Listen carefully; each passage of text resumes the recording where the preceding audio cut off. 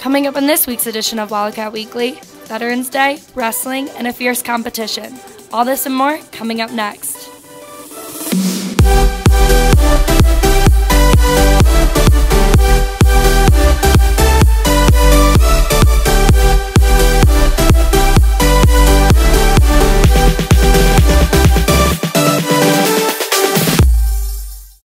Hi, and welcome to this week's edition of Wildcat Weekly. I'm your host, Grace Oxner. With Veterans Day approaching, Carly looks into how Neuqua honors its veterans.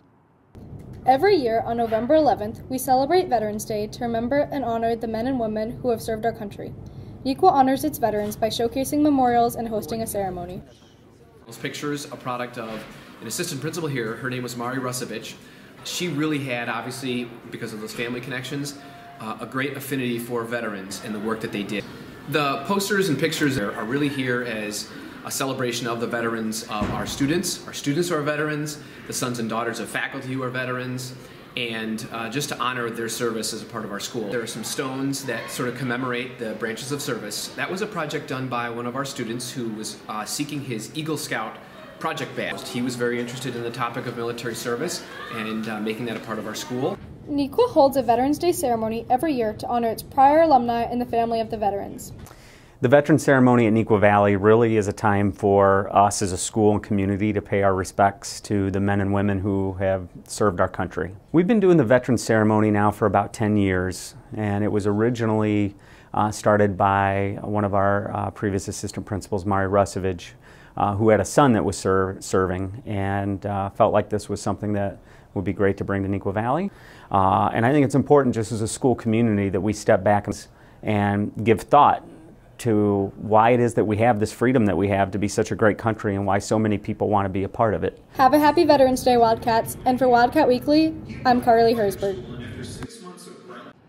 Neuqua is hosting its very own Diwali night. Claire looks into this festivity. Many students have expressed their desire to celebrate Diwali at Neuqua. The Indian Student Association is hosting our very first Diwali night.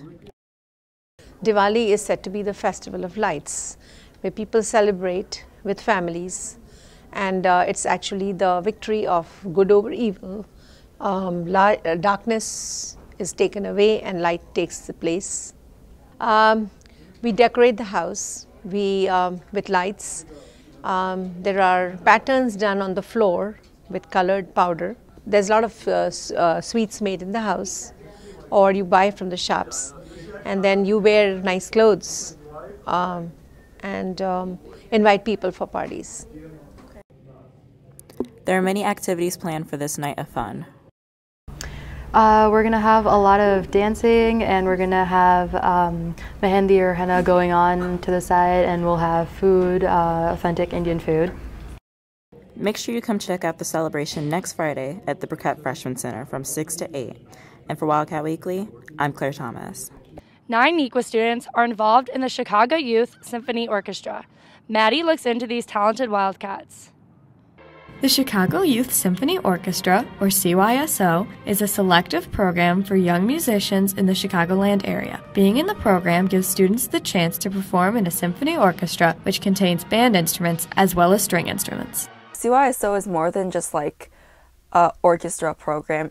We actually have 4 full orchestras, 3 string orchestras, a steel orchestra, a jazz orchestra, and a lot of supplemental programs. By participating in the CYSO, musicians get many benefits of working with other talented students. The experience you get playing with other really talented musicians and traveling, like recently I went to Europe on a tour. There are other such passionate people. It's really nice to surround yourself with people you can relate to. Students practice at least once a week to prepare for concerts and other unique performances. I think the coolest thing I've done was perform at United Center when we got to do stuff for the Bulls. Just a totally new experience when you're in front of 20,000 people. For more information on how to audition for the CYSO, visit the website and click the Auditions tab. And for Wildcat Weekly, I'm Maddie Rambasoon. With the wrestling season ahead, Tyler and Harrison look into how the new coach can change the team. With the retirement of Coach Rudiger, Mr. Mucha has become the head coach of the Neuqua Valley wrestling team this year. He has high hopes and new ways to get the team going. You got to train hard, physically, so a lot of the hard training, drilling, lifting, those components. Probably a new thing will be kind of the mental aspect. Got a great staff to work with, so certainly I'm not alone in it. It's definitely a team effort, but at the end of the day, it's taking the lessons away from wrestling, that are going to translate to other sports, certainly to life. Goals for the team.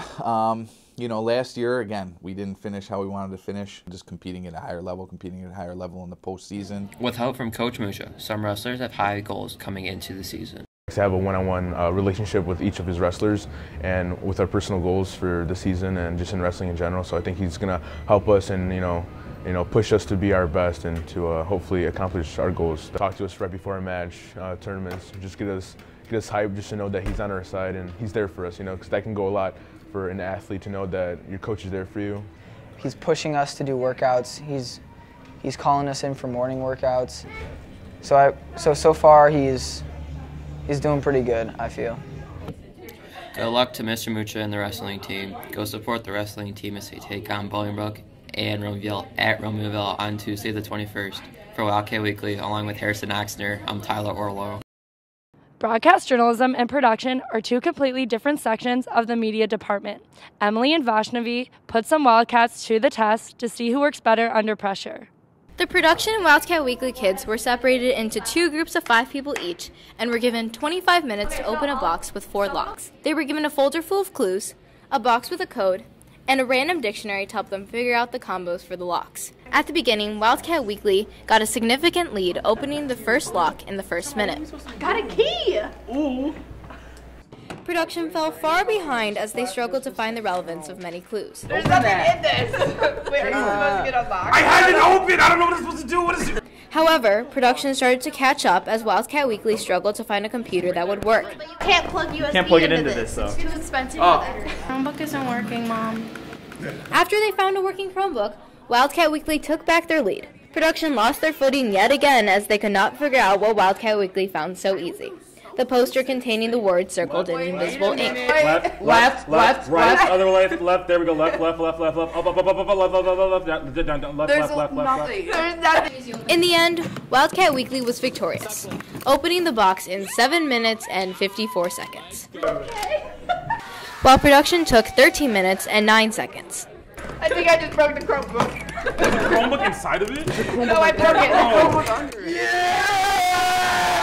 Congrats to Wildcat Weekly on their victory and securing their title of Superior Class. And for Wildcat Weekly, along with Vaishnavi Kalyan, I'm Emily Albuchon. Congratulations to the boys cross country team for taking home 2nd place at state. Thanks for watching this edition of Wildcat Weekly. Have a great weekend, Wildcats.